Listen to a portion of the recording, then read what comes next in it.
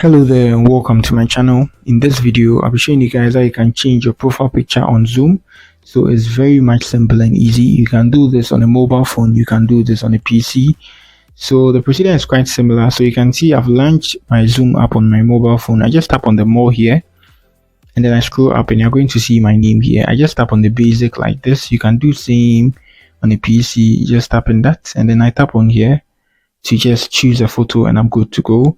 So what I need to do here is I just tap on choose a photo, something like this. So yeah, saying I should choose from my recent.